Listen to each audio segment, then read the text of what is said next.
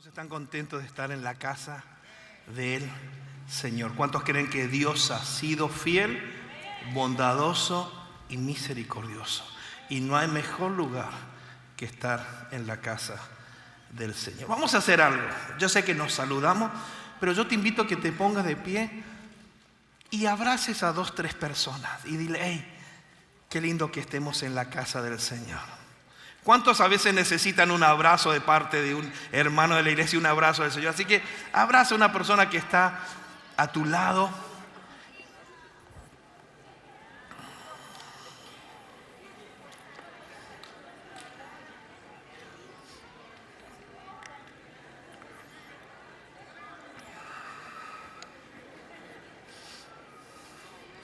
Nada más hacer un pequeño abrazo, nada más pueden regresar a sus lugares, pero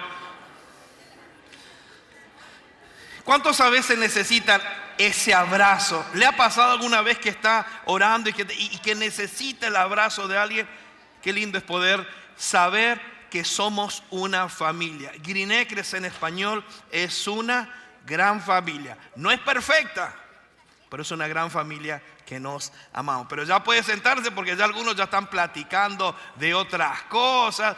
Y hay algunos que les gusta abrazar y comienza a abrazar y hasta las 3 de la tarde va a seguir abrazando, pero no. Estamos aquí para alabar y adorar al Señor. Estamos comenzando un año y vamos a comenzar todo este año reflexionando, estudiando, meditando e escudriñando el libro de Lucas. El libro de Lucas es espectacular, es hermoso porque nos lleva constantemente a la vida y obra de nuestro Señor Jesucristo. Pero a mí me gusta que podamos repasar. La semana pasada estuvimos hablando de prioridades en este año que comenzamos y hablamos de 5 prioridades, sin buscar sus apuntes de la semana pasada, sin buscar. ¿Alguien se acuerda cuáles fueron las 5 prioridades que debemos tomar decisiones en este año? ¿Quién se acuerda? A ver, que levante la mano. Ok, muy bien. Si alguien se acuerda de las 5 prioridades, que venga corriendo aquí y las diga fuerte. A ver, ¿quién se anima? Yo estoy diciendo, a ver, ¿quién viene aquí al frente y se dice las 5 prioridades? A ver, ¿cuáles son las 5 prioridades? Las escrituras, la oración, la iglesia, el servicio y el discipulado. Muy bien, ok. Espérese. Porque si yo decía que había un regalito, pasaban más. Pero bueno, ok. Tú la tienes y la quieres donar. Ok, queremos regalarle como iglesia una Biblia muy hermosa, pero ella ya la tiene, así que la quiere donar a otra persona. Así que alguien que quiere y necesita una Biblia, por favor, que pase aquí al frente rápido. No hay nadie que quiera esta Biblia.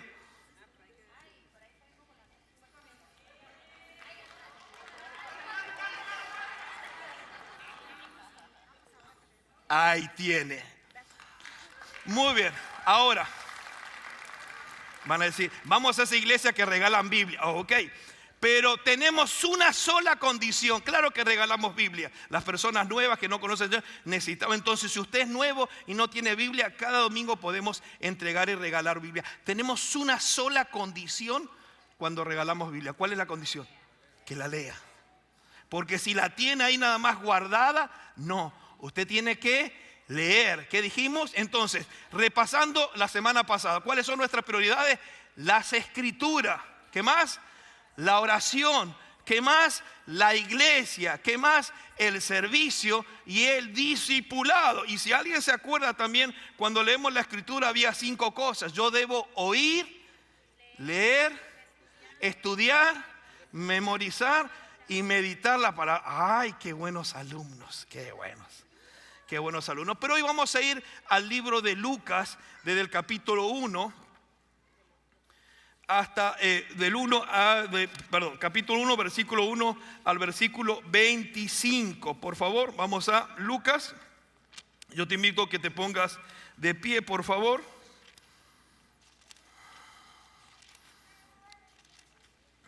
Yo sé que son varios versículos, pero vamos a leer la palabra del Señor. La palabra del Señor dice: puesto que ya muchos han tratado de poner en orden la historia de las cosas que entre nosotros han sido ciertísimas, tal como nos enseñaron los que desde el principio lo vieron con sus ojos y fueron ministros de la palabra, me ha parecido también a mí, después de haber investigado con diligencia todas las cosas desde su origen, escribírtelas por orden, oh excelentísimo Teófilo, para que conozcas bien la verdad de las cosas en las cuales has sido instruido. Me traje los lentes y no lo estoy usando. Okay. Hubo en los días de Herodes, rey de Judea, un sacerdote llamado Zacarías, de la clase de Abías. Su mujer era de las hijas de Aarón y se llamaba Elisabet. Ambos eran justos delante de Dios y andaban irreprensibles en todos los mandamientos y ordenanzas del Señor. Pero no tenían hijo, porque Elisabet era estéril y ambos eran ya de edad avanzada. Aconteció que ejerciendo Zacarías el sacerdocio delante de Dios, según el orden de su clase, conforme a las costumbres del sacerdocio, le tocó en suerte ofrecer el incienso, entrando en el santuario del Señor. Y toda la multitud del pueblo estaba afuera, orando a la hora del incienso. Y se le apareció un ángel del Señor puesto en pie a la derecha del altar del incienso, y se turbó Zacarías al verle, y le sobrecogió temor. Pero el ángel le dijo: Zacarías, no temas, porque tu oración ha sido oída. Y tu mujer Elisabet te dará a luz un hijo y llamará su nombre Juan. Y tendrás gozo, alegría, y muchos se regocijarán de su nacimiento, porque será grande delante de Dios. No beberá vino ni sidra, y será lleno del Espíritu Santo, aún desde el vientre de su madre. Y hará que muchos de los hijos de Israel se conviertan al Señor, Dios de ellos. E irá delante de él con el espíritu y el poder de Elías, para hacer volver los corazones de los padres a los hijos, y de los rebeldes a la prudencia de los justos, para preparar al Señor un pueblo bien dispuesto. Dijo Zacarías al ángel: ¿en qué conoceré esto? Porque yo soy viejo y mi mujer es de edad avanzada. Respondiendo el ángel le dijo: yo soy Gabriel, que estoy delante de Dios y he sido enviado a hablarte y darte estas buenas nuevas. Y ahora quedarás mudo y no podrás hablar hasta el día en que esto se haga, por cuanto no creíste mi palabra, las cuales se cumplirán a su tiempo. Y el pueblo estaba esperando a Zacarías y se extrañaba de que él se demorase en el santuario. Pero cuando salió no le podía hablar, y comprendieron que había visto visión en el santuario. Él les hablaba por señas y permaneció mudo, y cumplidos los días de su ministerio se fue a su casa. Después de aquellos días concibió su mujer Elisabet y se recluyó en casa por 5 meses, diciendo: así ha hecho conmigo el Señor en los días en que se dignó quitar mi afrenta entre los hombres. Amén. Pueden tomar sus asientos. Y queríamos compartir la palabra de Dios. Ahora, es un capítulo bastante largo y hay mucho que podemos reflexionar, pero yo quería ir rápidamente en algunos puntos. Desde el versículo 1 hasta el versículo 5 comienza el libro de Lucas, y Lucas está hablando con alguien. ¿Con quién estaba hablando? Con Teófilo. Y no solamente está hablando con Teófilo, le está diciendo excelentísimo Teófilo. Ahora, entonces, tanto el libro de Lucas como el libro de Hechos, entendemos que es escrito por Lucas, pero va dirigido a Teófilo. ¿Quién era Teófilo? Un discípulo que estaba creciendo en el Señor. Ahora, la palabra Teófilo está compuesta por 2 pequeñas palabras. Teo significa Dios, de ahí viene teología. Y filo significa amigos o amor. Entonces, cuando habla de Teófilo, está hablando de alguien que era denominado amigo de Dios, o amado de Dios, o amado por Dios. Entonces, lo interesante que Teófilo no era judío, Teófilo era gentil. Por eso nosotros tenemos en la Biblia Mateo, Marco, Lucas y Juan. Algunos se preguntó por qué hay 4 evangelios, si los 4 evangelios hablan de la vida de Jesús. ¿Se ha preguntado eso alguna vez?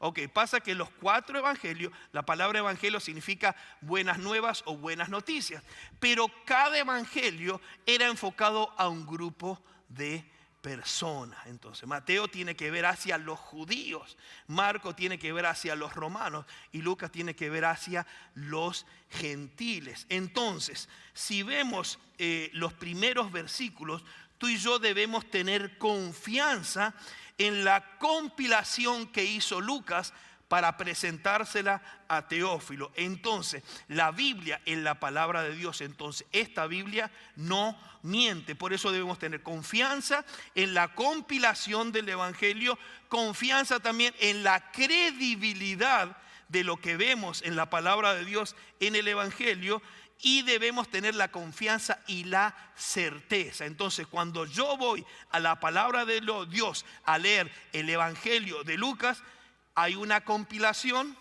debemos creer lo que dice y debemos tener certeza que eso es la palabra de Dios. ¿Ok? Entonces, cuando vemos la historia de un hombre, de un sacerdote. ¿Cómo se llamaba ese sacerdote? Zacarías. Pero Zacarías tenía una esposa. ¿Cómo se llamaba la esposa? Elizabeth. Ahora, vemos allí que ellos tenían algo en común, que eran personas que maduras, mayores, avanzados de edad, tanto él como ella. Pero también vemos una característica. ¿Qué pasaba con ella? Ella no podía tener hijos. Y es interesante que en ese momento, cuando ellos tenían que ministrar en el templo al Señor, se les aparece ¿quién? Un ángel. ¿Qué ángel? Gabriel. Porque en la Biblia vemos que hay ángeles y hay arcángeles. Está Gabriel, está Miguel. La palabra ángel significa ¿qué? Mensajero. ¿Por qué? Porque tiene un mensaje para él. Y es interesante que cuando comienza a decirle que tenía un mensaje, le dice algo que a mí me encanta. Le dice no temas, pero le resalta algo, que su oración había sido escuchada. Entonces, antes de meternos completamente en la palabra de Dios, recordemos que fue escrito para Teófilo. Ahora que tenemos compilación, credibilidad y certeza, pero yo quisiera que reflexionemos rápidamente cómo Dios trabaja en el corazón de esta pareja. Primero y principal, Dios ve nuestra devoción. Dios ve nuestra devoción. Dice que Elizabeth y Zacarías eran ¿qué? Justos delante de Dios, eran personas temerosas, eran personas que amaban delante del Señor. Entonces los dos eran personas espirituales delante del Señor. Entonces, ¿qué vemos ahí? Que Dios ve nuestra devoción. Y que dice que eran justos delante de Dios y que se conducían irreprensiblemente. No tenían queja, no tenían algo por qué reprenderlos, porque eran personas justas delante de Dios. Entonces, lo primero que podemos aprender es que Dios ve nuestra devoción. Pero también cuando se le aparece en ángel, la característica que hizo Zacarías es la misma que pasa en la Biblia. Cuando se le aparecía un ángel, ¿qué es lo primero que decía el ángel rápidamente? No temas. Hey, no te asustes. ¿Usted qué haría si se le aparece un ángel? Nos espantamos, nos preocupamos. Entonces, no temas. Entonces, el ángel le da una noticia. ¿Y cuál es la noticia?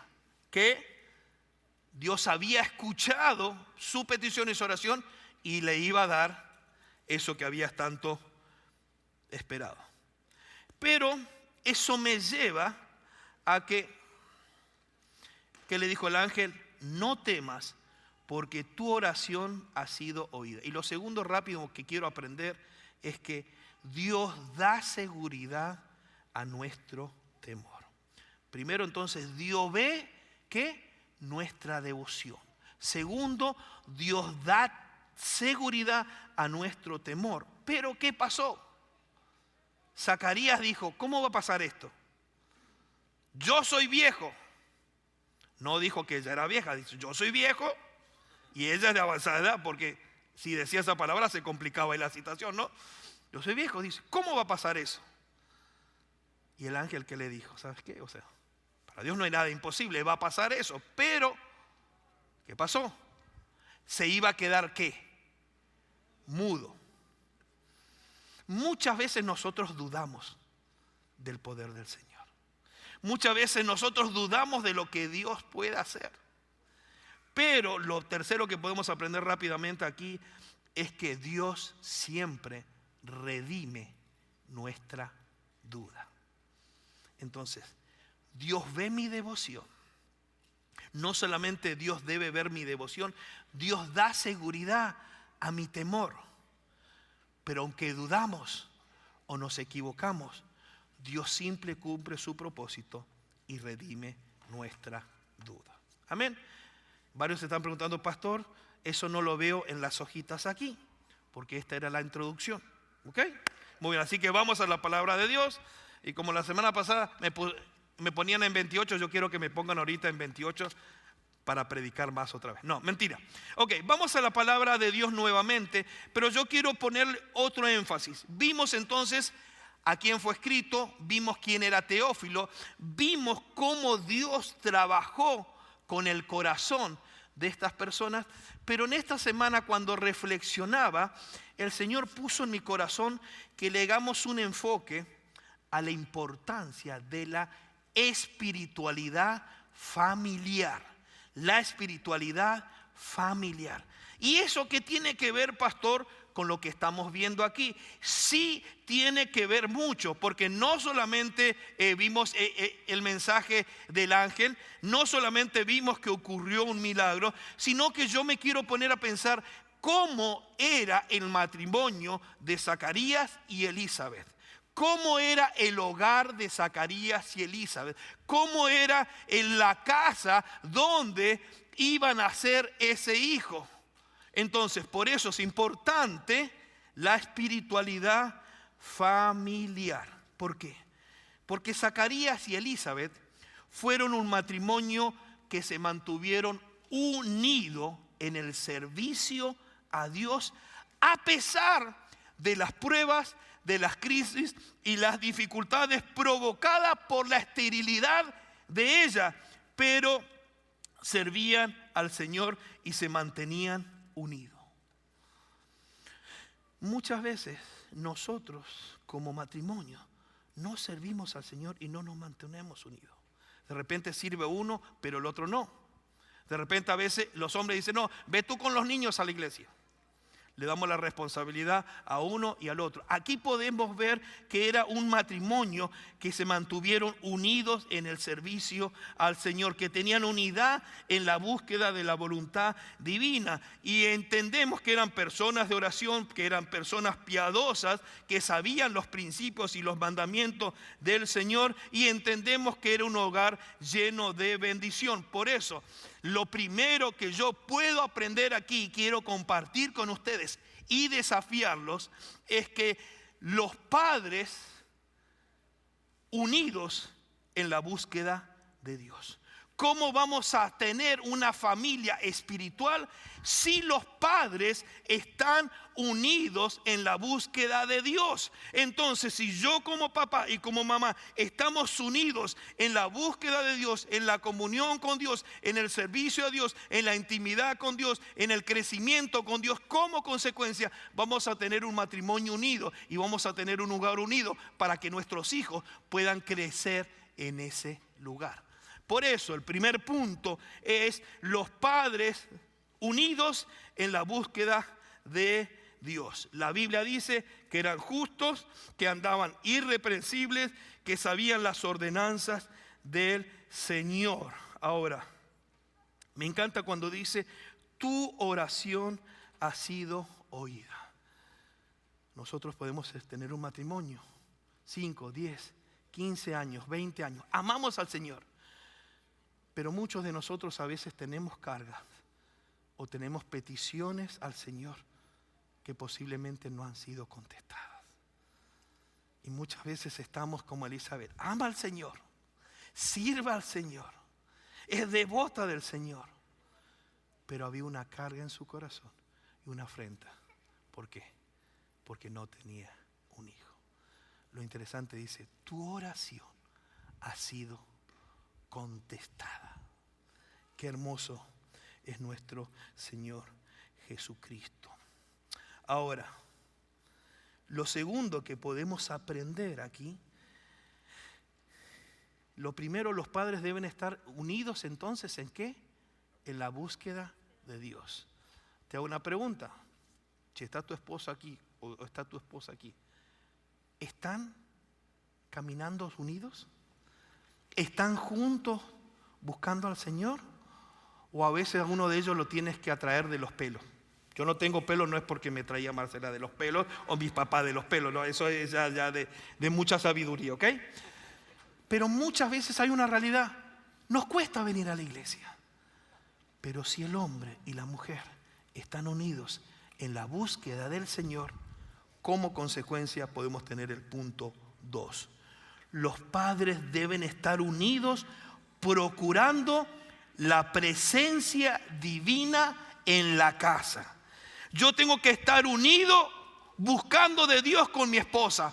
Pero no solamente tenemos que estar unidos buscando de Dios como esposa, sino que tenemos que estar unidos buscando la voluntad de Dios, la presencia de Dios, el respaldo de Dios. ¿Dónde? En nuestro hogar. Por eso, mi relación con Dios no es solamente el domingo de 11 a 12, 5 de la tarde. Mi relación con Dios no es solamente cuando estoy en la iglesia. Cuando llega a la iglesia somos una familia muy feliz, que sonreímos, que estamos bien, pero salimos de la iglesia y no nos hablamos y no platicamos o estamos peleados durante la semana. Entonces yo tengo como matrimonio, tenemos que buscar la voluntad de Dios, pero como matrimonio también tenemos que reflejar eso las 24 horas del día, los 7 días de la semana, los 365 días del año. Entonces el segundo punto es los padres unidos procurando la presencia divina. Y me hago una pregunta. ¿Cómo era el hogar de Zacarías y de Elizabeth? Era un hogar apropiado para criar a un futuro líder espiritual. Tanto Zacarías como Elizabeth reunían requisitos para formar un hijo y un varón de Dios. Ese bebé creció en una familia donde había espiritualidad. Ahora te hago una pregunta.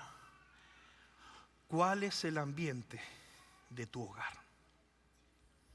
¿Cuál es el ambiente de tu hogar donde tus hijos están creciendo? ¿Cómo te comportas? ¿Cómo se comportan como matrimonio? ¿Cómo se comportan como adultos? ¿Cómo están creciendo tus hijos? ¿Qué es lo que están viendo? ¿Por qué? Porque, como dijimos, como padres estamos unidos en la búsqueda de Dios, debemos buscar la presencia de Dios para nuestra vida. Ahora, Juan el Bautista creció, pero en un lugar espiritualmente fuerte. Se requiere un padre que sustente, un padre que cuide, un padre que provea, un padre amoroso, un padre que ama al Señor y que tema al Señor. Te hago la pregunta. ¿Qué clase de padre está siendo?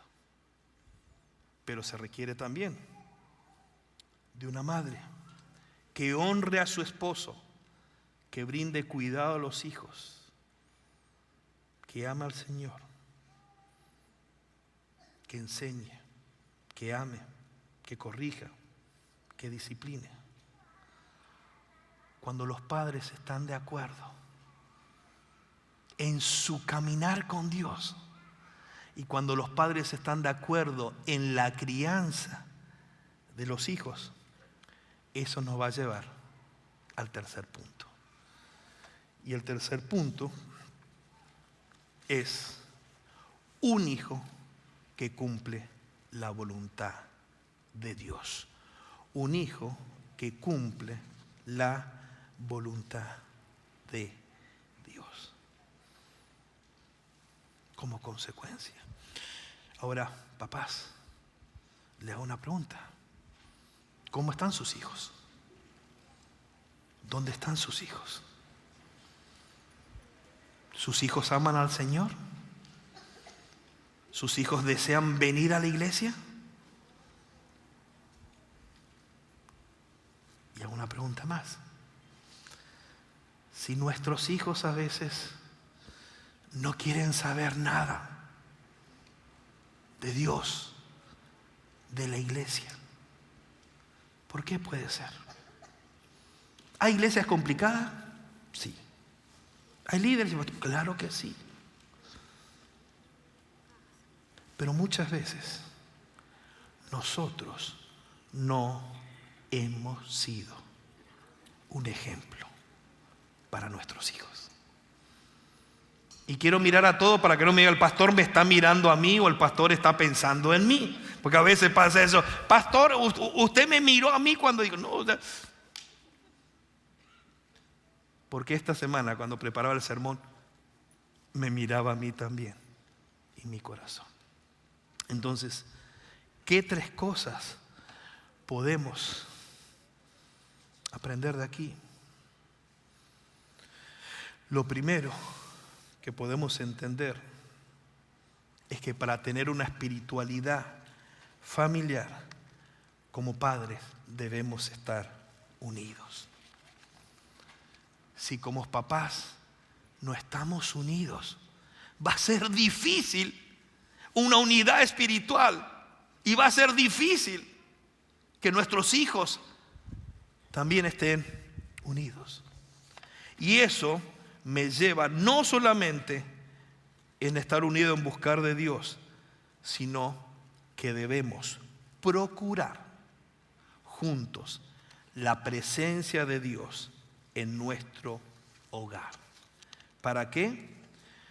Para que el hijo pueda cumplir con la voluntad de Dios. ¿Y qué pasó con ese hijo? Era lleno del Espíritu Santo desde el nacimiento. Estaba consagrado y apartado a Dios.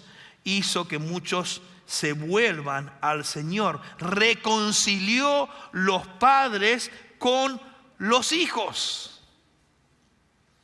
Ahora, por eso, cuando leía esto, dijo, bueno, es interesante lo de Teófilo, lo de al comienzo, es interesante cómo Dios ve el corazón, cómo trabaja.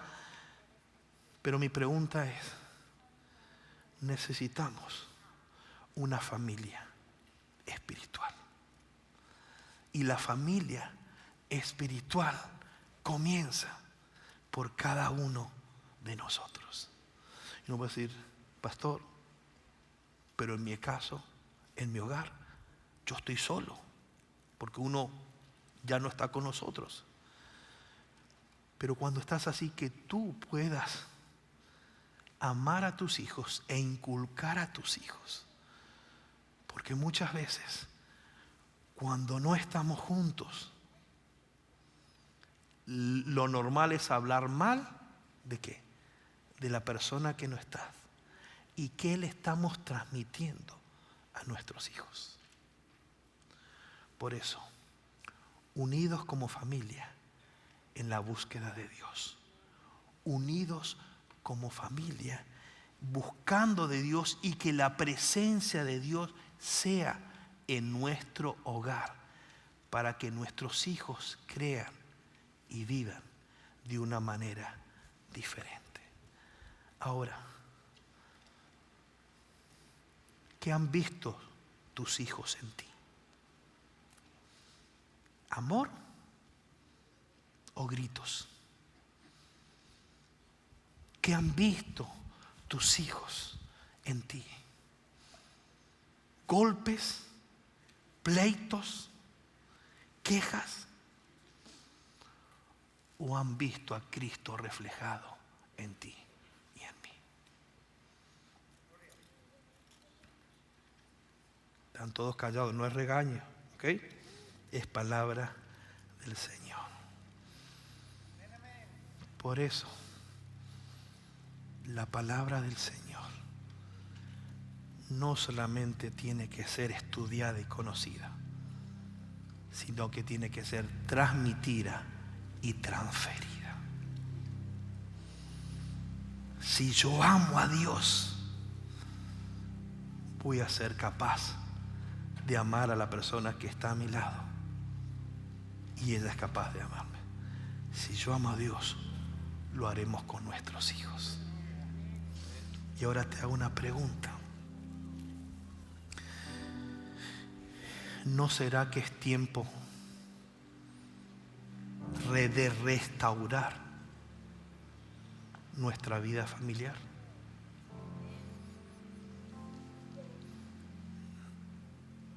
Y si tienes hijos pequeños, hey, no descuides eso. Y sus hijos están adolescentes. Ay, pastor, pero ya los adolescentes ya no quieren hablar, ya no. Nunca es tarde.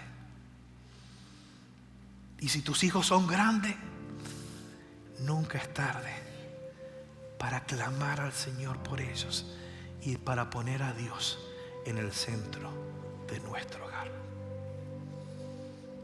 Muchas veces los adolescentes y los jóvenes están enojados o están ofendidos con sus padres. Muchas veces los padres, dice la palabra que no exasperamos a nuestros hijos. A veces los hijos son rebeldes, a veces los hijos no hacen caso, a veces los hijos se comportan mal, pero no tenemos que culpar a todos los hijos, porque a veces nosotros no fuimos el ejemplo que ellos necesitaban tener. Así que si eres papá, tú tienes una responsabilidad. Pero si eres hijo, también tú tienes una responsabilidad. Y ese niño que nació después, que fue Juan el Bautista, hizo reconciliar los padres con los hijos. Yo quiero hacer un llamado hoy a la reconciliación.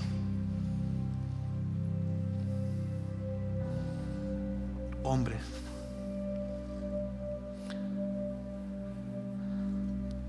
¿cómo has tratado a la que está a tu lado? Mujer,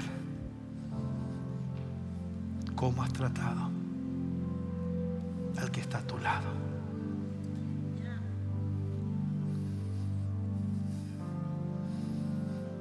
Hombre y mujer,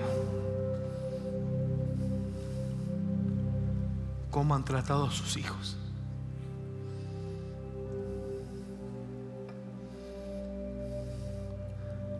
Hijos,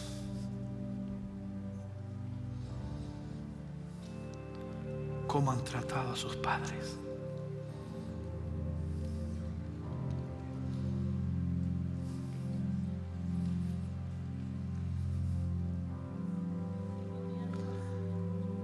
¿Cuántos dicen: yo necesito un hogar espiritual? Yo necesito reconocer y cambiar. No te pongas a pensar en el otro. No es que fue él, es que fue ella. No, es tu corazón con el Señor.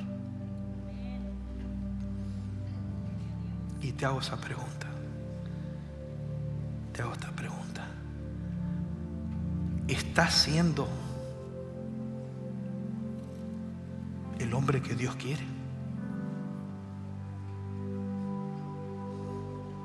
Y la mujer me dice, bien pastor, regáñalos. Pero vamos al otro lado. Mujer, ¿estás siendo la mujer que Dios quiere?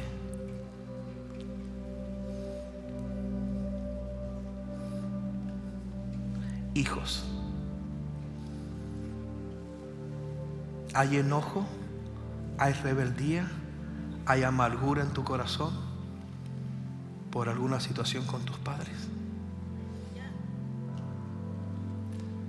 Es tiempo de buscar el rostro del Señor junto. Yo sé que los minutos han pasado, pero es el Señor que está hablando. Y no sé tú, pero yo cuando reflexioné dije, wow, Señor, todavía hay muchas cosas que necesito mejorar en mi hogar. Y comienza conmigo. Porque sé que no soy el mejor esposo. Y sé que no soy el mejor padre. Sé que soy un ser humano que me equivoco. Pero lo hermoso, que tengo un Dios bondadoso y misericordioso que me da la oportunidad de levantarme y ser el esposo que Marcela necesita y el padre que Joel, Sarai y Aarón necesita. ¿Cuántos hombres dicen, yo quiero ser el hombre de Dios que mi familia necesita? ¿Cuántas mujeres dicen, yo quiero ser la mujer de Dios que mi familia necesita? Yo quiero ser los padres que mis hijos necesitan. Yo quiero ser ese hijo que disfruto de mis padres. Por eso yo te invito a que te pongas de pie en este momento.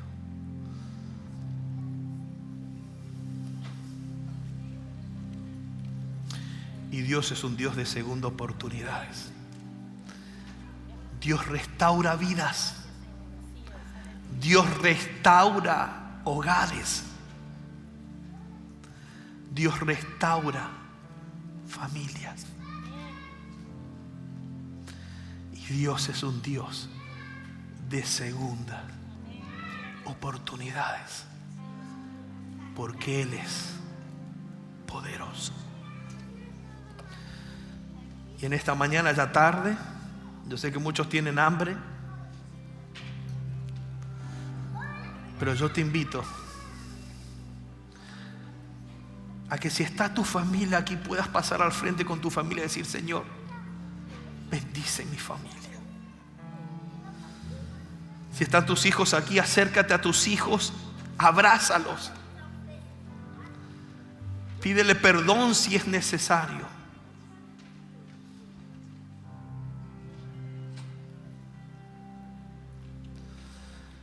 ¿Y qué le parece si aquí adelante hacemos un altar de adoración al Señor como familia? Porque Él es el único poderoso que puede restaurar la relación de padres e hijos. Él es el único que puede perdonar. Él es el único que puede transformar. Él es el único que puede cambiar.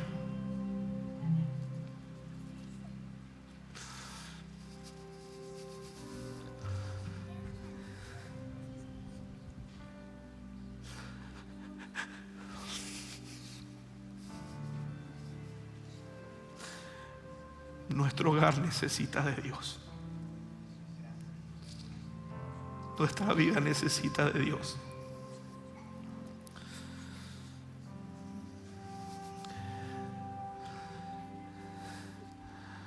Voy a pedir al equipo de consejeros que me ayuden.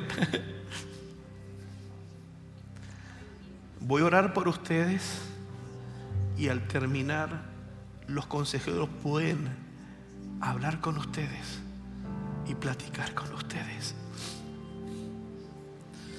Pero ¿qué les parece si le pedimos: Señor, bendice nuestro hogar? Comienza a decir: Señor, bendice nuestro hogar. Comienza a orar tú allí por tus hijos. Comienza a orar allí por tu esposo, por tu esposa. Tú comienza a orar. Si tus hijos no están aquí porque están lejos, comienza a clamar al Señor por tus hijos. Es tiempo de levantar un clamor al Señor. Porque al único que podemos recorrer es a Jesús. Él es el que puede restaurar. Él es el que puede transformar. Él es el que puede cambiar. Y si es necesario, hombre, pídele perdón a tu esposa.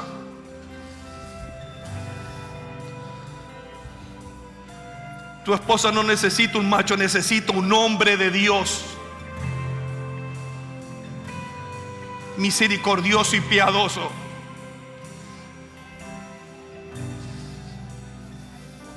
Tú tienes la responsabilidad de ser el sacerdote en tu hogar. No delegues la responsabilidad a otro.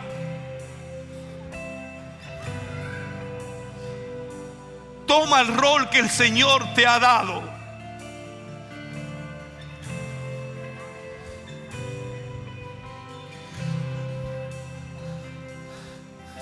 Dice la Biblia que el hombre debe amar a su esposa como Cristo amó a su iglesia. ¿Estás amando a tu esposa como Cristo amó a la iglesia? La Biblia dice que las mujeres deben estar sujetas a su esposo. Cuando la mujer no siente el amor, es imposible que se sujete. Cuando el hombre no ve la sujeción, es imposible demostrar amor. Pero ¿saben qué? Todo eso puede ser restaurado hoy con el poder maravilloso de nuestro Señor Jesucristo. Su gloria puede llenar este lugar y restaurar matrimonios. Hay resentimientos de hace años que están allí. Perdona y pide perdón hoy. Reconozcamos nuestros errores y busquemos la voluntad de Dios.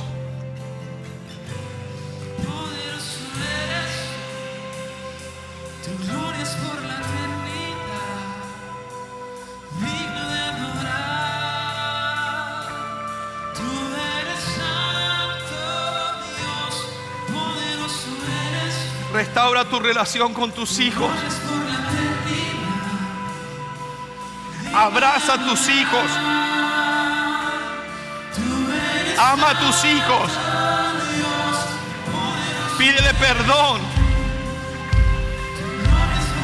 Dile cuánto lo amas.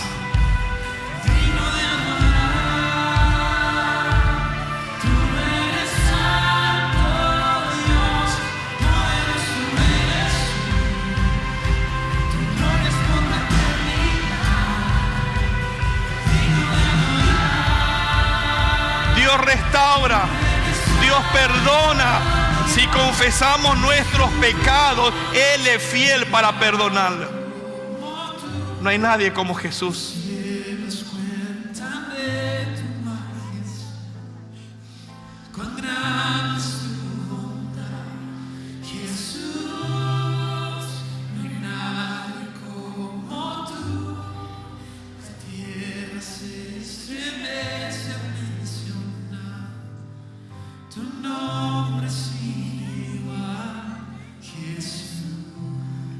Padre, en el nombre de Jesús, Señor, te necesitamos. Señor, cada persona que está aquí te necesitamos, Señor. No somos nadie sin ti, no podemos hacer nada sin ti. Yo pongo en este momento, Señor, a cada familia en tus manos.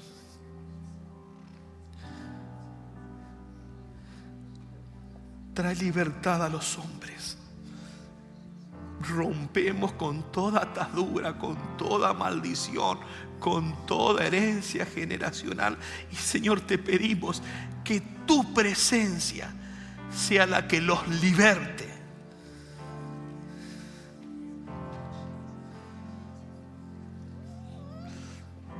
Ponga en tus manos a cada mujer.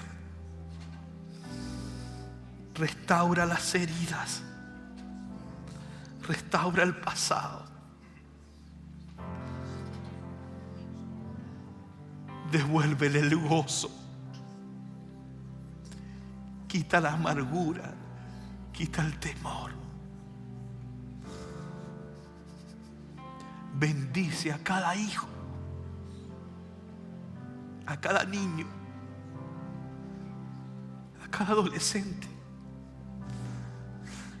Toda rebeldía te la entregamos a ti para que lo transformes en amor, en perdón. Todo sentimiento de abandono te lo entregamos a ti. Todo sentimiento de no sentirse amado por los padres te lo entregamos a ti, Señor.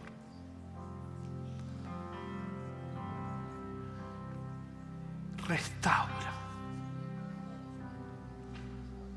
nuestras vidas. Restaura nuestros matrimonios. Restaura nuestros hogares. Restaura la relación de nosotros con nuestros hijos, pero también de nosotros con nuestros padres. Espíritu de Dios, paséate en medio de nosotros y haz tu obra, tu perfecta obra en cada uno de los que estamos aquí.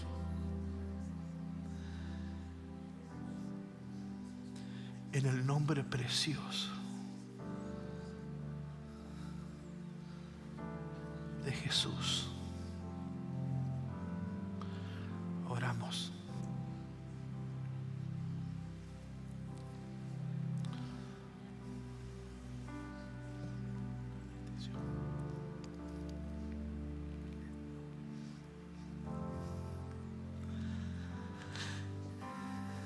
Abraza a la persona que está a tu lado. Y allá atrás tenemos a varios consejeros que si tú quieres pasar con tu familia allí, los consejeros van a orar por ti. Si hay una petición de oración, los consejeros orarán por ti.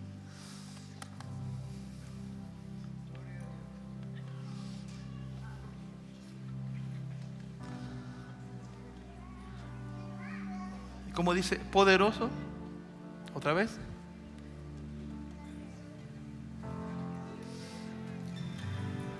Poderoso eres. ¿Qué les parece si terminamos este domingo adorando? Digno de adorar.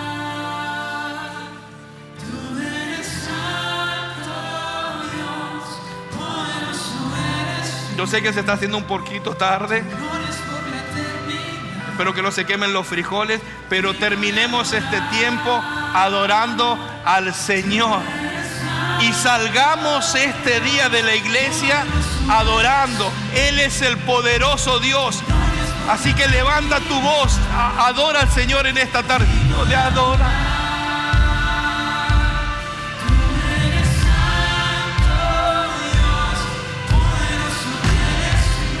Él es poderoso.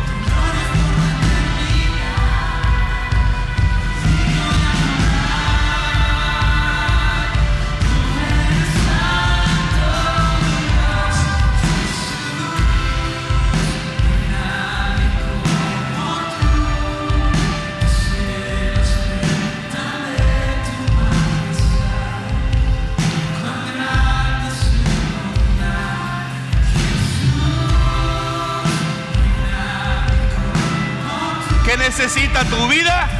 Jesús. ¿Qué necesita tu matrimonio? Jesús. ¿Qué necesitan tus hijos?